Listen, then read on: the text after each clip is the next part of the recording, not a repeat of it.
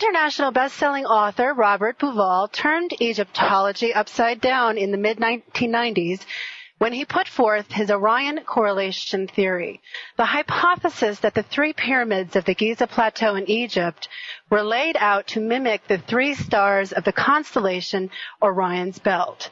His ideas provoked both genuine interest and absolute outrage within academia, and his theory remains controversial. Now, 12 years on, Bauval is back with a new book, The Egypt Code, which not only revisits the Orion correlation theory, but goes even further by proposing that the sky was of ultimate importance to the ancient Egyptian conception of cosmic balance. Why did the ancients align their monuments so precisely with the stars? And what were the practical and symbolic reasons behind these mysterious configurations? Robert joins me now live from Cairo to discuss his newest book, The Egypt Code, and answer these very questions. Welcome, Robert. Thank you so much for being here. It's a pleasure, Hillary. Good evening. Good morning. evening. Well, it's quite late where you are, but thank you so much for joining us. I don't know if it's late or early, to be honest with you. Sleepless in Cairo, perhaps. So how did this all begin? What led your intrigue to Giza? Well, I'll be as brief as possible because it's a long story. As you may know, Hillary, I was in my previous life, I was a construction engineer. And I was, at the time when the theory was sort of brewing in my subconscious, I was working in Saudi Arabia.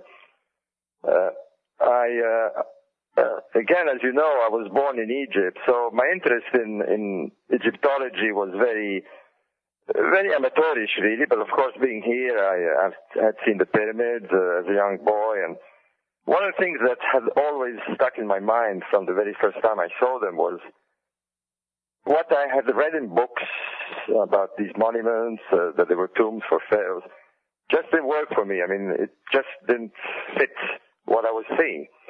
And, you know, it's one of those things that stayed with me through my youth. And anyway, here I am in the early 80s in Saudi Arabia, on my way to visits by my mother in Alexandria. I'm from the city of Alexandria.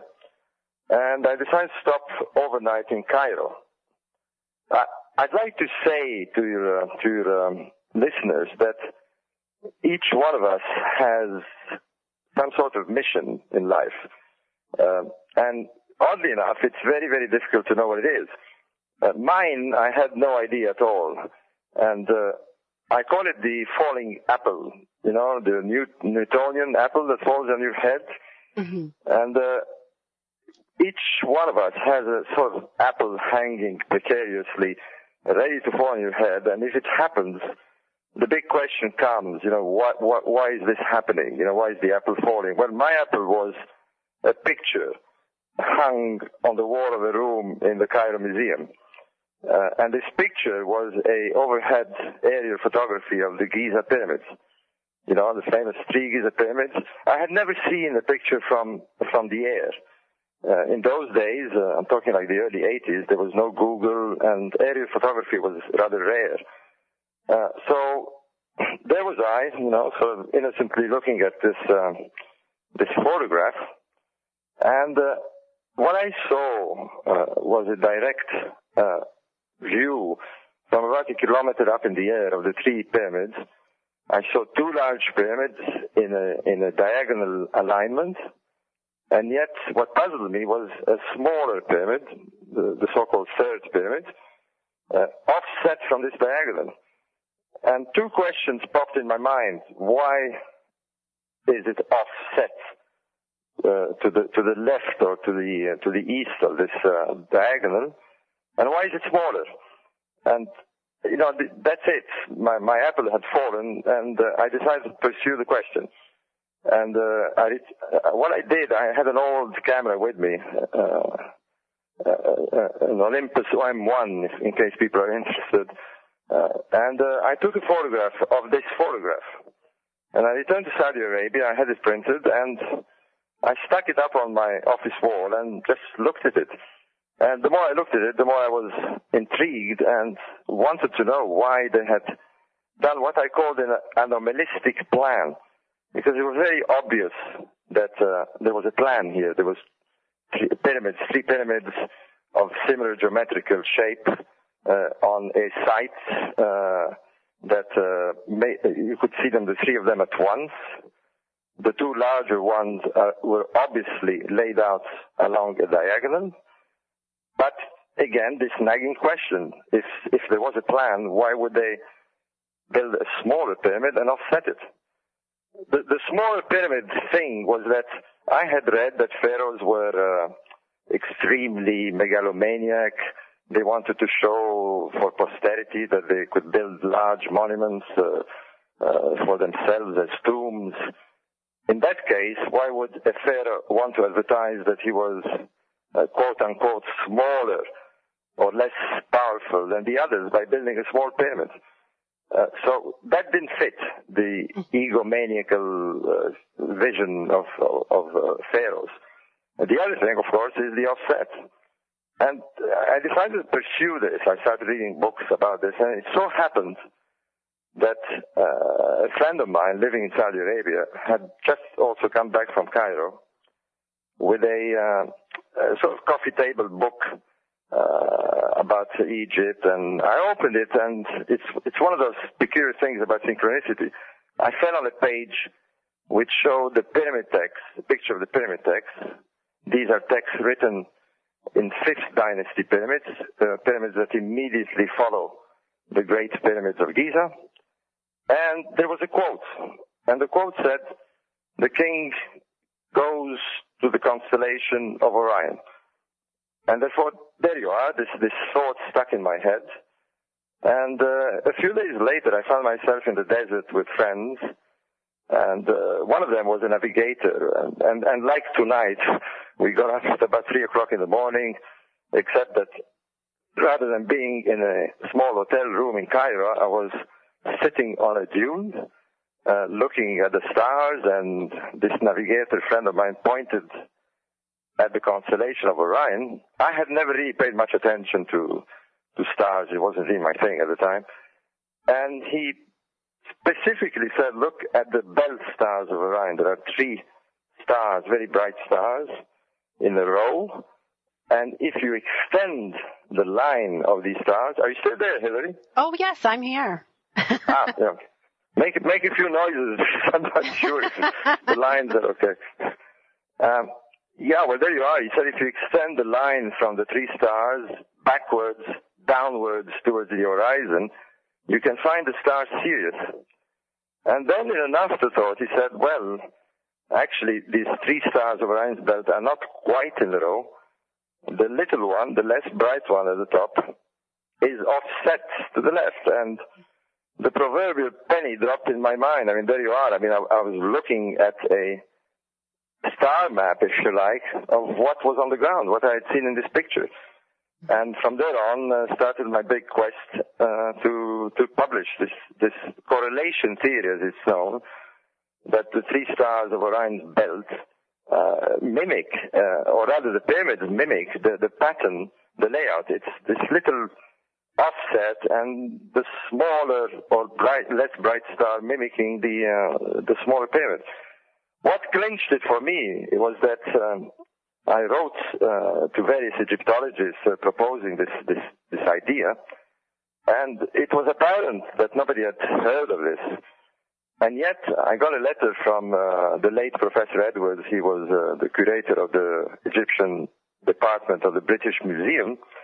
He was retired, very famous for being one of the world experts, or perhaps the world expert on the Egyptian pyramids.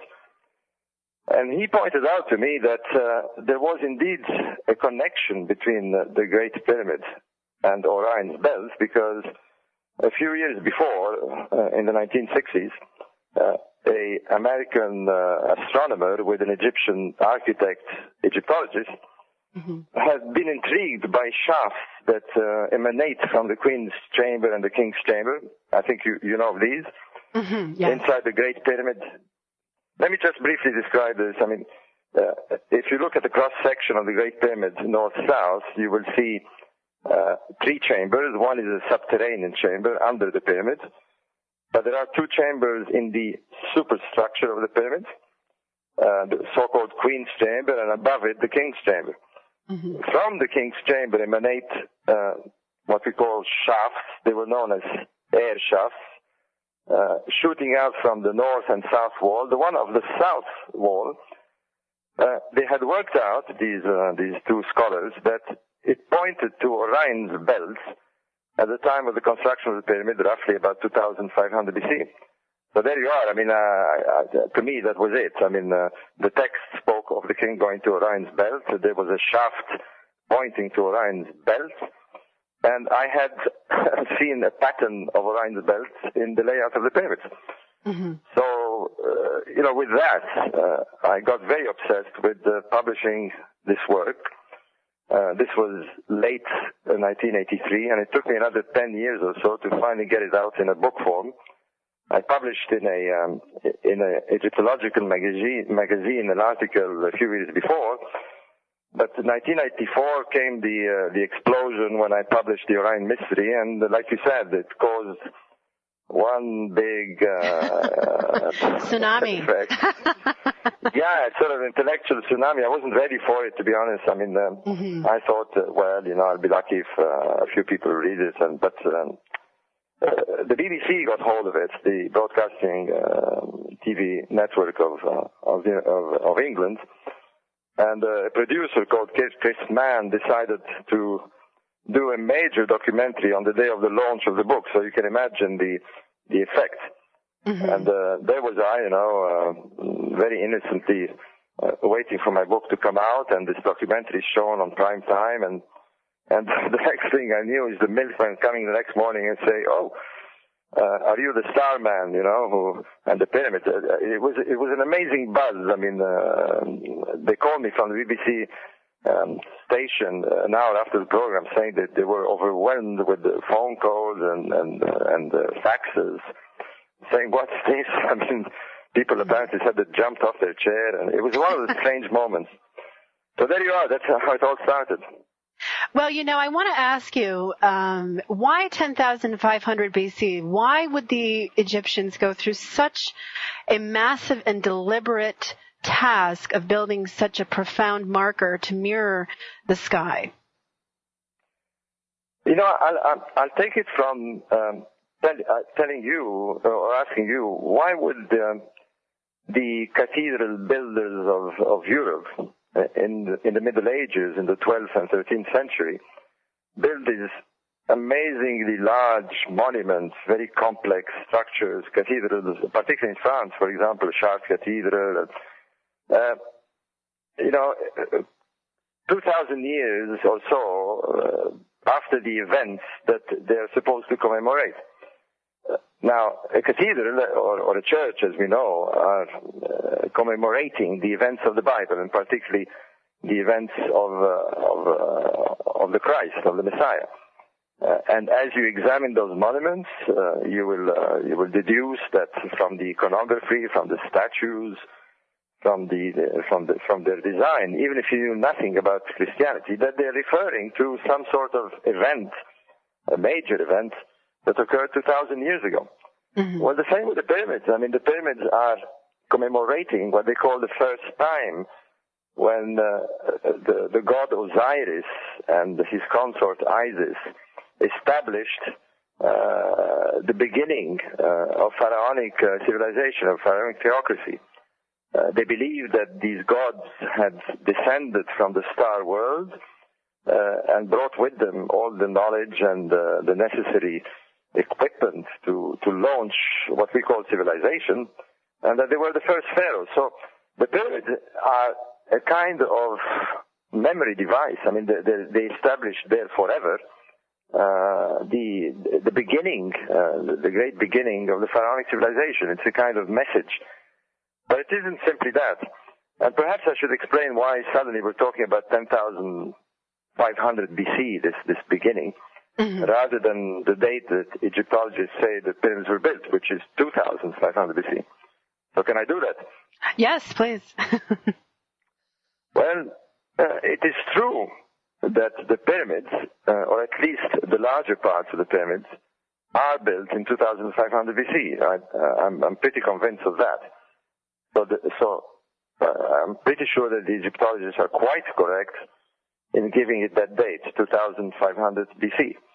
This is confirmed by many things, artifacts, carbon dating, and the shafts, because the shafts are aligned to the stars, as I said earlier, and we have what we call a phenomena of the precession of the equinoxes. Now, I'll be very, very brief on this because I'll cut the jargon, and basically what it is that the planet on which we're on wobbles very slowly in a cycle of 26,000 years, and the effect of this wobble is that the position of the constellation vary very slowly in 26,000 years. So we can use them as a sort of vernier scale to date a monument if we know if it's aligned in some way to a specific star. Now, we had this shaft pointing to Orion's belt. All we had to do was sort of do a bit of calculations. Today you do this on a software that gets you the answer in a fraction of a second. You punch in 2500 BC, the coordinates of Giza, and you push a button, and bang, you can see the ancient skies. And what it will show you is that in 2500 BC, the shaft indeed pointed to Orion's belt, and that locks the pyramid to this date. However, and this is the big however, the constellation of Orion's belt, the three stars of Orion's belt,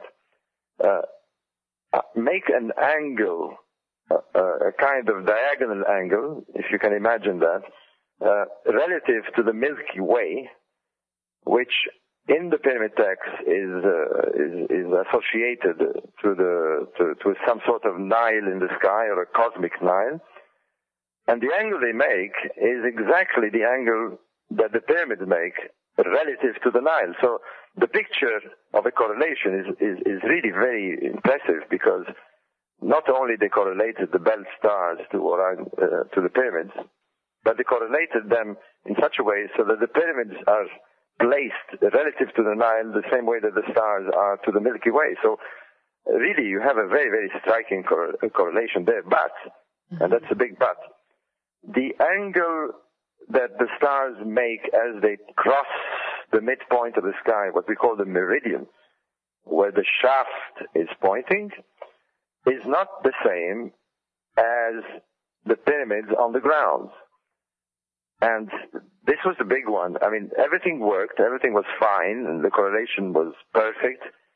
But there you are, the angle wasn't the same. And what you wanted to do was to, which you couldn't do, is either go up there and move the stars so that they fitted what was on the ground, or move the pyramids. And you couldn't, of course, do that. Uh-huh. But then I realized that you could.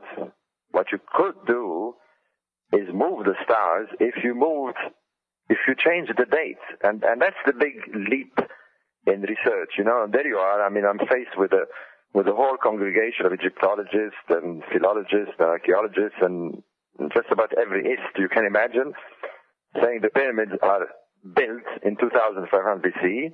Mm-hmm. The civilization began, the pharaonic civilization began only a few hundred years before, and that was it. And, mm-hmm. Hello? Hello? Hillary? Yeah. Yeah. And, here... we can hear you fine. Go ahead. Yeah, what crossed my mind, of course, which is, well, let's see. I mean, the message is from the text and from the analysis of the symbolism and astronomy of the monument, that this is a sort of monumental commemoration of the first time events, of the events of the coming of Osiris and Isis on Earth. Mm-hmm. Now, Osiris and Isis on Earth are represented in the sky by the constellation of Orion. Orion, to the Egyptians, was Osiris in the sky. And Isis was this beautiful star that followed Orion which is the star Sirius. Mm-hmm. And there you are. I mean, I said, wait a minute, are they telling us, look at these stars and work it out, you know? What's this first time business? And then I thought, oh, wait a minute, precession. There is a cycle of 26,000 years. If I go at the beginning of this cycle for Orion's belt, what do I get? And, you know, I pushed the button on my computer and the sky changed slowly. And as it went to the beginning of the cycle for Orion's belt, lo and behold, the stars kind of twisted slowly and fitted precisely the pattern on the ground. And bang, I mean, that was it, you know, I mean, to me, there it was. So here was the final message, you know, I mean, it seems that they left us some sort of stellar game here for us to work out, and this was the beginning, because really, once I was convinced that I was looking at a correlation intended to be looked at in 10,500 BC, then I remember, I mean, of course, the first thing that comes in your mind is why are they doing that? Yeah. I mean, okay, fine, it's wonderful, they're telling us about the beginning, but surely the scale of this monument must mean something else. And then I remembered, hey, wait a minute, there is another monument on this site, which I forgot. Or rather, I wasn't linking to this stellar correlation, and that was the Sphinx, of course. The great Sphinx of Giza, which is on the east side of the three pyramids. And here it is again. As I looked at my computer screen with the stars of Orion's belt in 10,500 BC, fitting the pattern of the pyramids on the ground, I looked at the data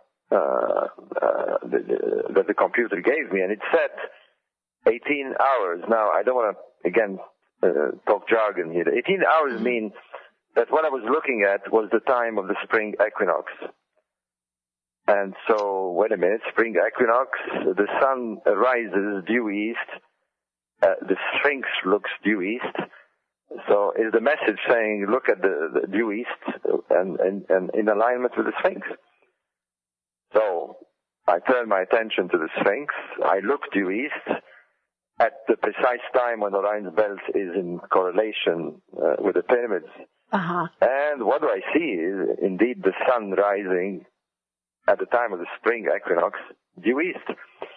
And I said to myself, wait a minute, okay, fine. I mean, now I have the sun rising in alignment with the Sphinx.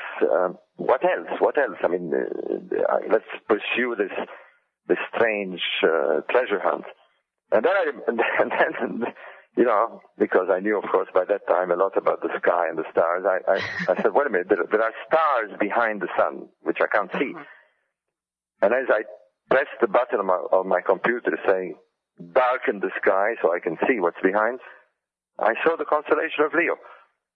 And bang, I mean, here we had it. I mean, in 10,500 BC, three pyramids aligned with Orion's belt, and in the east, there's the terrestrial lion, the Sphinx, looking at his image in the sky. We had this lock, everything locked to 10,500 BC. So do you think that they were trying to give us a message of a creation myth? Do you consider Giza the primordial mound, the place of creation then? Yeah, I do. I think that Giza is much, much older than we think, and indeed perhaps even older than this date of 10,500 BC. As you may or may not know, Hilary, the Great Pyramid is built on a mound. There is a mound inside the bowels of the Great Pyramid. We can't see it, of course, but we know it's there because you can actually see the natural rock and its height. It's about 12 meters above the base of the pyramid.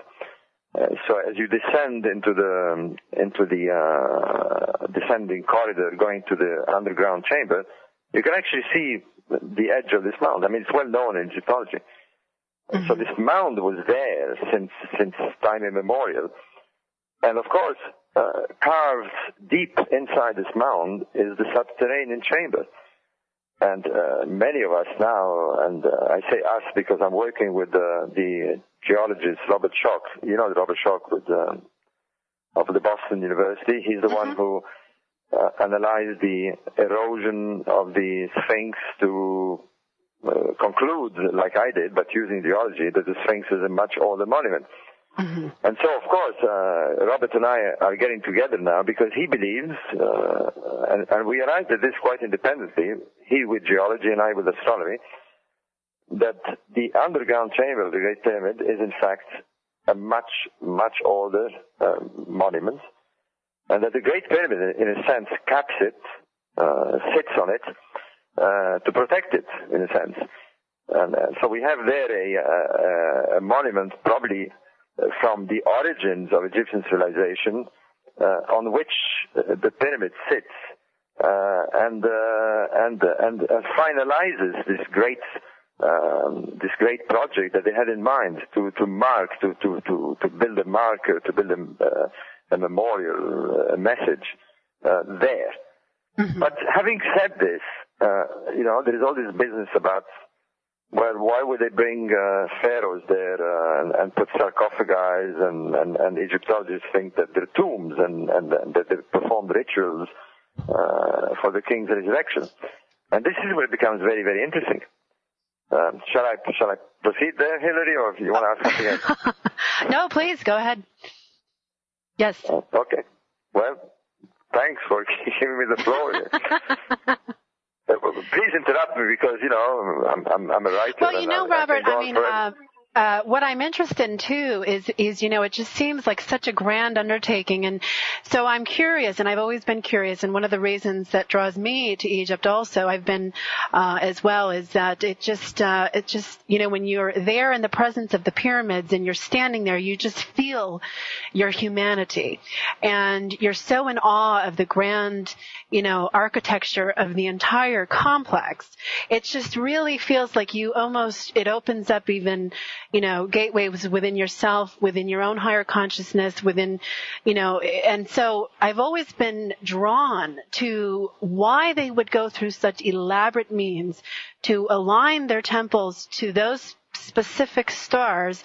And I've always wondered, honestly, if the Egyptians got their knowledge and their understanding of the creation myths from cultures that predated them, because you have temples like the Valley Temple, you have the Osiris that predate the Egyptian cultures. And I'm just curious what your thoughts are on that.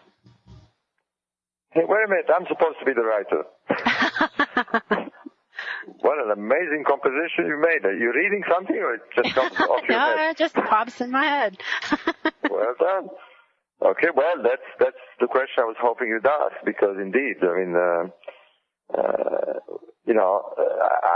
to me, I've seen these monuments zillions of times. I just spent 3 years in an apartment overlooking the Great Pyramid. I could almost reach out and touch it. So I know the Great Pyramid like I know the back of my hand. And I can tell you, like you yourself have just so eloquently described, that, every time you look at this monument, you get a hit, and everything stirs in your senses. You're impressed by the scale of the monument. It's silence because it's there, and, it has no inscriptions, by the way, as you know. And it sits silently in this amazing surrounding, provoking you, stimulating every fiber of yourself, of your mind, of your senses to ask why? What are you doing here? What are you trying to tell me?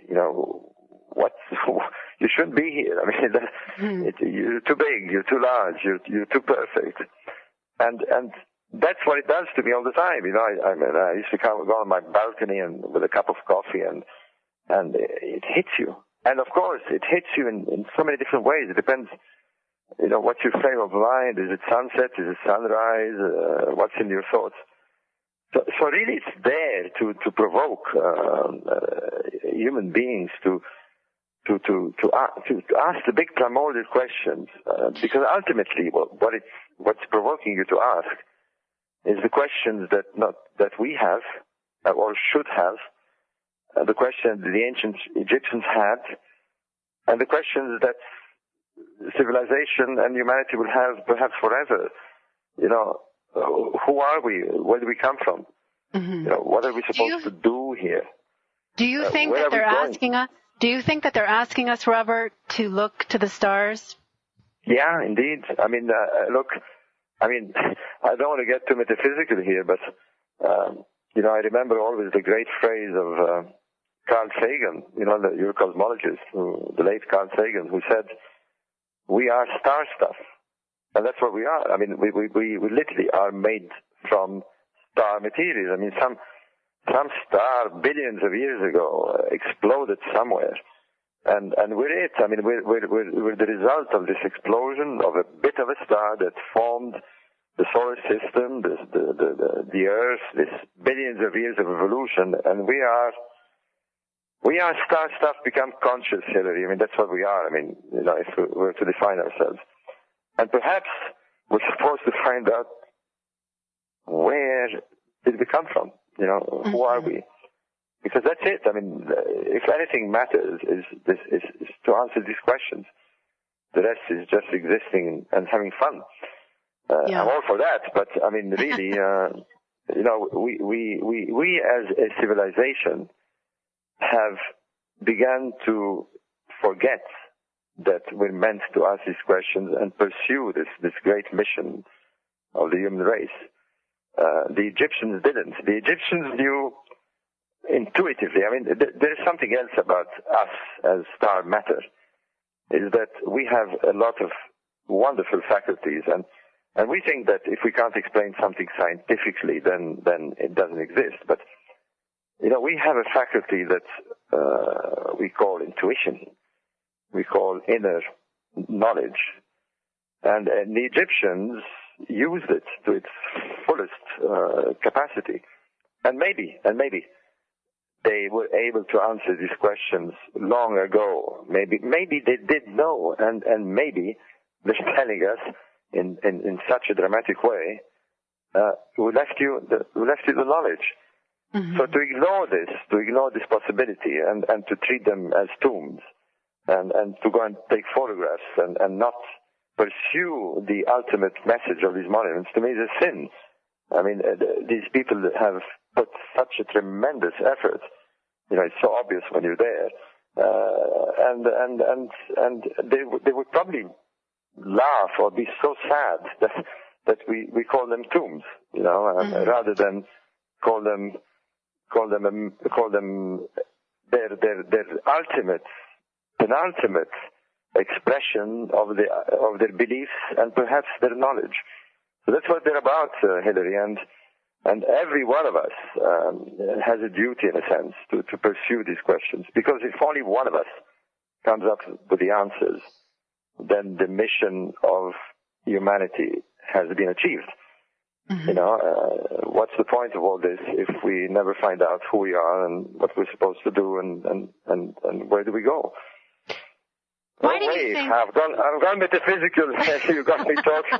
Well, it's 3 in the morning, it's 4 in the morning. It's my show tends to do that, by the way. We tend to go into the metaphysical. So 10,500 BC, I mean, they undertook this and they created this incredible reincarnation of events of our creation myth. So, it just is I've always wondered if perhaps it marked a cataclysmic event. There's so much talk with 2012 coming, the Mayan calendar ending. There's lots of different cultures that have this specific date marked in their very old ancient records. And I'm curious if you think that perhaps they were marking something for us to pay attention to along those lines. You're spot on. I mean, I'm sure that they are a kind of a reminder. I mean, the word reminder is comes to mind. They're kind of telling us to not forget something. And I think, to me, rather than a catastrophic event, they're telling us to not forget what you're here for. Do not forget the mission. And let me say that one of the big controversies, of course, that these theories have caused, and I'm not alone in this, as you know, John West, the writer who's here in Egypt, by the way. I've just seen John West a few days ago at the Manor House Hotel, and we gave a talk to a group of people. But John West and Robert Schoch have been part, and Graham Hancock, of course, my co-author. We've been part of a kind of loose team. You know, they call us the Four Horsemen of the Apocalypse. You know, charging against academia. You know, we all look like Don Quixotes these days. You know, we're getting old now. Yeah. And but it's true. You know, we've been sort of facing this huge academic tsunami. Barrage of academics saying this is okay. I mean, the geology says the Sphinx is old. Okay, we can buy that. The astronomy is saying it, but you know, where's the evidence? I mean, where is anything to do with 10,500 BC? Well, we've got the answers now because, as you know, I've been doing a lot of expeditions in the Egyptian Sahara. And the evidence is there, Hilary. I mean, the evidence is there. There is evidence of a high culture that pre-existed the pharaohs, who knew astronomy, who tracked the stars. Are you talking about Nabta Playa? I'm talking about Nabta Playa, but I'm talking about indeed the whole southwest of the Egyptian Sahara. Try and visualize it. I mean, the extreme southwest is a kind of wedge of the Egyptian land wedging into Libya and Sudan. It's the furthest point that you can go, and you can literally stand at that point and have a part of you in Sudan, a part of you in Libya, and a part of you in Egypt. And that particular point has a very, very mysterious region, a sort of prehistoric Shangri-La. You know, the desert is all sand and flat and with a few dunes around, and suddenly emerges a kind of gigantic rocky iceberg sprouting out of the desert. Very, very mysterious. It's one hell of a trek, I can tell you. I've been there in April. You drive to the oasis of of Dakhla, in the central Egyptian Sahara. And then you have a 5-day drive with 4-wheel drives in the open desert. I mean, you're sailing a sea of sand. It's quite amazing. And you get there and you feel like you've arrived on planet Mars. It's so alien, so wildly alien. And there you are, confronted with this sort of Switzerland without trees, if you like, in the desert. And lo and behold, it's full of prehistoric evidence. I mean, there's wonderful artifacts lying on the ground, and images drawn and or carved on rocks in caves, with people, black people, having domesticated cattle, living in very sophisticated housing. And this is thousands of years before the pharaohs emerged. Now, you mentioned the Nabta Playa. We're very, very certain that these people eventually, when the desert became, because the Sahara, by the way, Hilary, was very fertile in prehistoric times. It was a kind of paradisiacal region with wonderful lakes and savannas and jungles and forests, because the rock art that we see there has animals that could not possibly live today there. You know, you see elephants and ostriches and lions, and clearly there was a lot of water there. But eventually the Sahara began to be dry, and indeed there was a catastrophic event. The breaking up of the Ice Age caused all sorts of havoc around the world. Are we running out of time here? I know we are. Okay, we could probably talk for another hour. Hey, listen, I want to advertise my new book, which is the Egypt Code. Let me leave this business about the origins, because in fact I'm writing a book about the Egyptian Sahara and how what we found there, the Nabta Playa, with all this magical astronomy. As you know, there is there is a ceremonial site at Napta, which is thousands of years old before the pharaoh, which contains a kind of mini Stonehenge, and stones aligned to the rising of stars, and the stars, lo and behold, are the stars of Orion's belt and Sirius. So clearly here is the very root of the ideologies, of the stellar beliefs of the pharaohs that go back thousands of years to this prehistoric culture of the Sahara.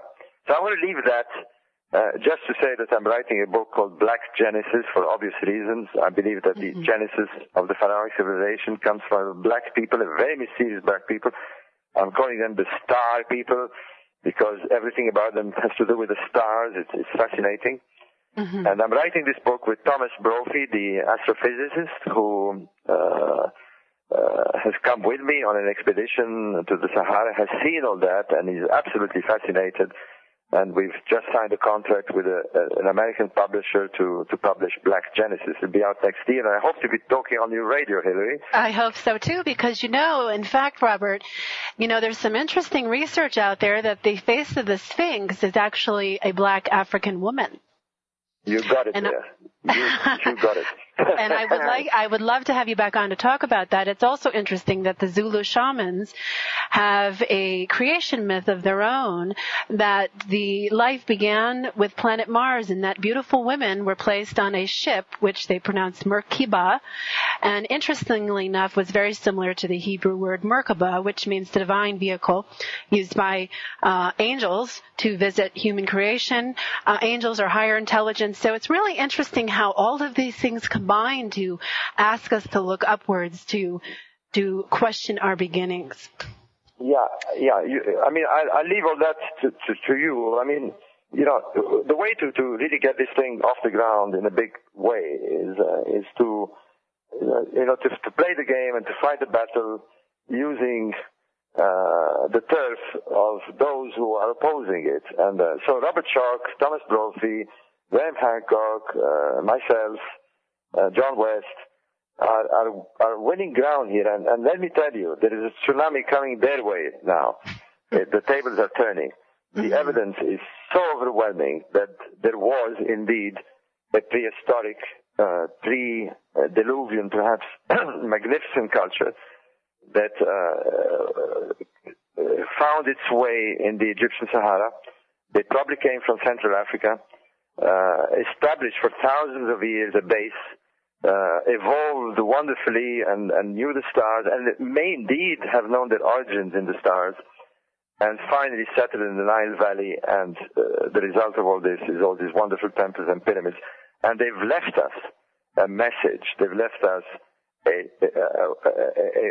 almost an eternal message in the pyramid structures for us to understand and know where we come from. At least we will know where we come from. And perhaps, who knows, where we're going. And that's very important. We're in that moment of balance where things are changing big time in the world. The economic crisis, there is a buzz going on. And I think that this message of Egypt, this message of the pyramid, is about to burst out in big time.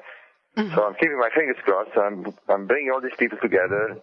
We're doing a conference in Rome, by the way, next month. Robert Schoch, Thomas Brophy, everybody. And we're starting to tell the world. The conference is called Black Genesis. It's going to be in Rome in a major hotel, and we're hoping to bring this team sometime along the line very soon to the United States and open up the big battle here again. So there you are. That's what's going on, Hillary. And now I'd like to say that those who want to know more about this, in my latest book, The Egypt Code, which is published in the United States by Disinformation of New York publishers, has what the other versions, the English version, and I've got many now translations of the Egypt Code, do not have. And that is 2 appendices to give you a taste of what's to come. So there is two appendices speaking about this black origins and this black genesis and how it links to the pharaonic civilization. So there you are. Have your last question, Hillary. Well, I'm just interested to know, too, your thoughts real quick while we wrap up our hour together. As there seems to be an awakening of consciousness, higher consciousness in the earth today with all people, how we may be perhaps remembering our true origins just because of this global awakening of consciousness, and it just feels to me like people, as they begin to become aware of their destiny and what they're meant to do here, that the world is in fact changing at a far, far greater speed than it's ever has. And I just am curious to know, was this in fact your destiny, and do you feel that you have in fact accomplished what you are here to accomplish in your lifetime? Well, give me a few more years.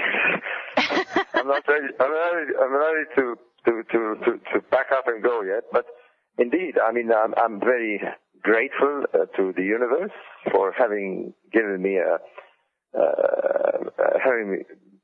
my mission. I mean, I know what my mission is, and it's not all the answer, but it is part of the answer.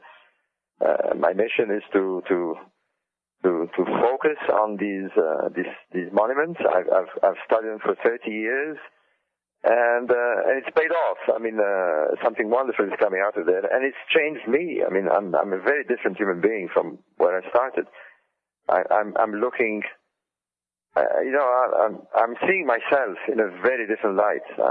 I now see myself as a citizen, not just of the world. I see myself as a citizen of the cosmos. I belong out there, and there is the reminder that we are not just creatures of this planet. We are wonderful, magnificent energies that belong to the cosmos, and I'm beginning to feel that, because of these studies. So, we all have the divine spark, like I said at the beginning. We all have our mission. I don't know what yours are, but whatever it is, we should find what it is and follow it, because finally all these missions merge, because really they all are part of one big united